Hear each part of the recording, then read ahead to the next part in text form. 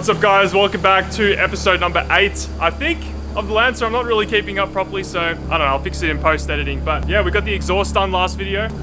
Not all of it though, actually. Actually no, last video, what did we do? Last video... Hello everybody. Nay. Buggers and Baldy. We do have the boys here, and they're gonna help me align the exhaust. Ain't that right? Ain't that right? You're optimistic.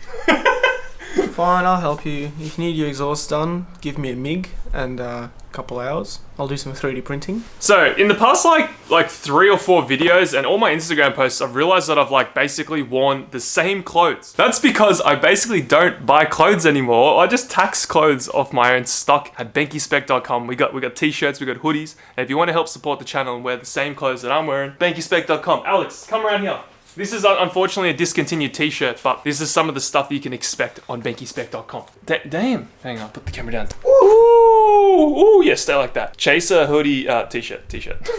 A rare item. Hit me up. I'll sell it to you for $1,000. Resell on BenkySpec.com. So guys, as you know, we use Raceworks for basically all our builds. Now there's a few places that you can get Raceworks fittings from. You can't actually buy Raceworks fittings directly from Raceworks. You can only buy them from distributors such as SpoolUp.com. SpoolUp.com.au is ran by TT, Mr. Turbo Tristan. And if you guys want these Raceworks parts, you can head over there and you can cop some Raceworks parts from him. Everything that I've got in this box basically you can get on SpoolUp.com. Anyway, we're going to get to creating the exhaust on this Lancer, and I'll get back to you shortly. Be right back.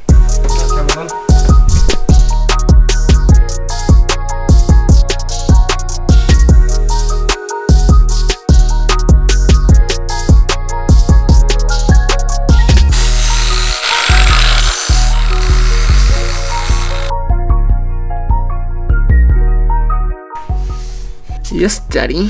Oh, yeah. It's me. We're trying to train up Alex to be a fabricator at the Rex Edge garage so he can help with more work here, and also he can apply this to his own cars. And that's why I'm letting him weld some of this exhaust pipe up. So I'm going to show you guys my welds over here. This is progress over what, 1 year of welding, I think. We're going to get Alex to do basically all passes now. Luck, bro. I'm gonna need it. Yeah, you know, you'll be right.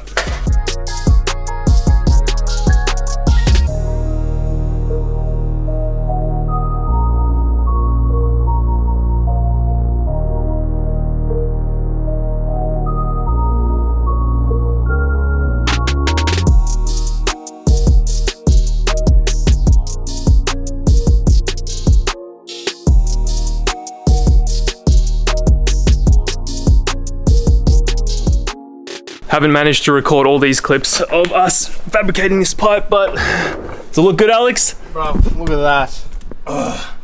Let's have a look. Oh, damn! Crazy! And then you've got a fair bit of wiggle room as well. That is something. It's a bit of a odd design, but it goes over the axle, it doesn't hit anything. And it comes out pretty straight. Then we get the muffler. Weld the sucker on there with a V-band, and it is all good. Rex H Fab. Benky Fab. Alex Fab. Benky Fab. You can see why it took so long. It took about almost a week. Don't show them the boogies. Keep away from the boogies. That's woo! Alright, it's been about 2 hours since I last picked up the camera. We are creating an exhaust. It's been a collaborative effort. It's been a collaborative effort from me, Alex, and Ollie Mechnik. But yeah, now we got one more pass to do, and we're done. So we just need to weld the V-band on, and we're ready. Let's do it.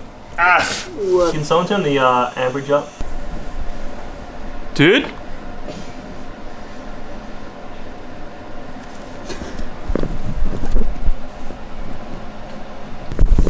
Have a suss of this, baby. I'm not going to explain the bends and everything because it is too complicated, but we have the V-band already all installed. This goes over the rear suspension. Hangers are all done. Collaborative effort from the boys. Smile, boys. Yoo-hoo! Oh, I'm dead. I'm gonna go big. It's looking really good. We're gonna throw it on the car now, and hopefully it sounds alright. But yeah, we still are waiting for a muffler to come, but we've pretty much done all the piping up until where the muffler is gonna sit. So this is gonna be at the start of the car, and it'll flow all the way down up until here. and then we will have to create some more section for the muffler to go onto, but luckily we have a V-band, so it's going to be pretty easy. You know the drill, guys. Every time we complete more of the exhaust, we start the car and see what it sounds like. So here you go. Start her up. Damn!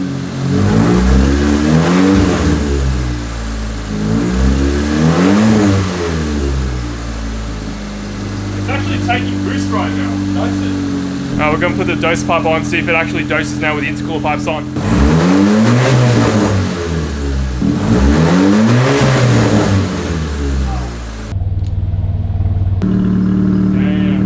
Next day now, guys, we've taken the valve cover off. I'll quickly show you this, but we're going to install the catch can now, which we planned to do in the other video, but obviously we just didn't have the parts. But have a sus, guys. Look at that. The valve cover off. Everything looks good. There is no sludge buildup whatsoever. Everything looks nice and shiny. There's a little bit of course, like browning on the engine. But honestly, this thing has had a good life. It's honestly been serviced regularly. Now this is where I'm planning to mount my catch can, my Raceworks catch can. We have a 1 liter catch can. Basically what we're going to be doing is we're going to run 2 AN8 lines all the way to the valve cover, which I've just got on the floor down here. We're going to put 2 bungs in the valve cover, so one there and just one over here as well. So we're going to have to do some chopping, drilling, grinding, and we'll get that all sorted. So I'm just going to go ahead, start welding on some bungs. You know the drill, guys.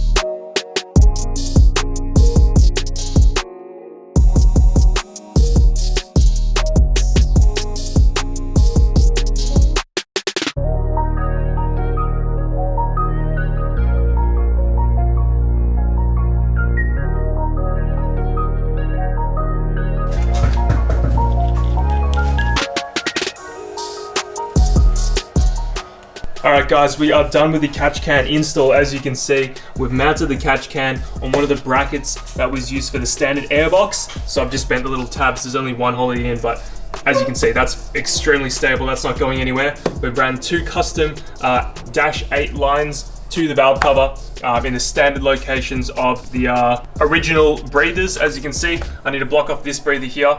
I might forget about that, so I'm going to do that as soon as I put the camera down.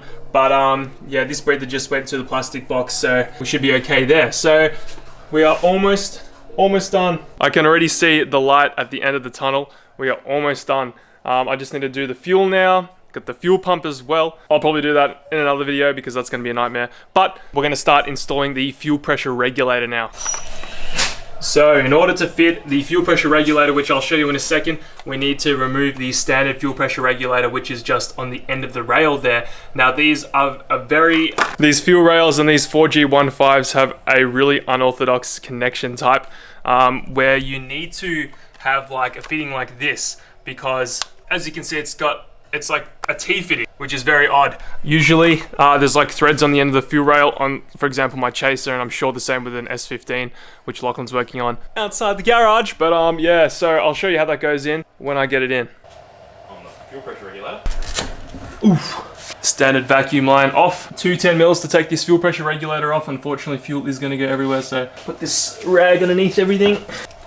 Oh, it's coming out of the rail. So guys, as you can see, that is the standard fitting that you need in order to fit any sort of fuel pressure regulator or fitting onto the rail. So hopefully this one has the same diameter and it slips right in from Raceworks. We shall soon find out. All right guys, we have the fitting installed from Raceworks. Look at that thing, it looks beautiful. It just slipped right in there. There was enough pressure in the O-ring, it seems, to seal the thing. You can see it looks awesome. I'm just gonna take the line off the fuel pressure regulator there for the return, the standard one, and then I'm gonna try to figure out a way where I can mount my other Raceworks fuel pressure regulator. But how sick is that? That's clean. So here is our fuel pressure regulator from Raceworks. We are only gonna be using 2 ports on this fuel pressure regulator. I'm gonna be using the right side of it and the bottom side of it. The right side and the left side are the fuel in ports to the fuel pressure regulator, and the line at the bottom, or the port at the bottom, is the return. So because we're only going to be using one side, I've also purchased this little bung from Raceworks too, which we're going to screw in to as well. So we're just going to put this in just like so. Mint. The next fitting we're going to install is a fitting that can convert the fuel pressure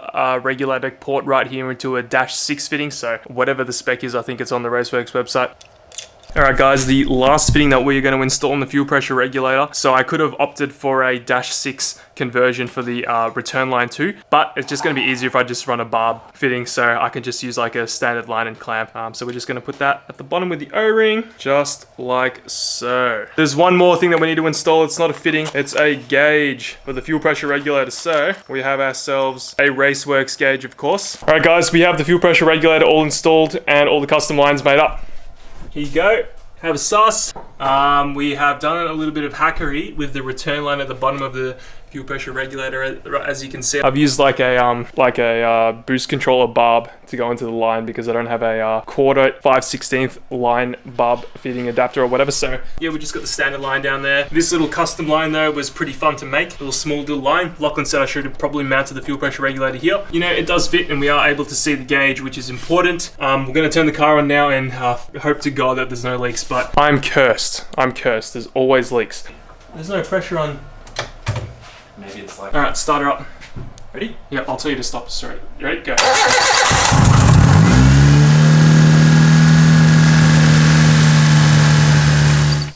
I got no reading on the gauge. I hope I used the right gauge. Ready? Yep.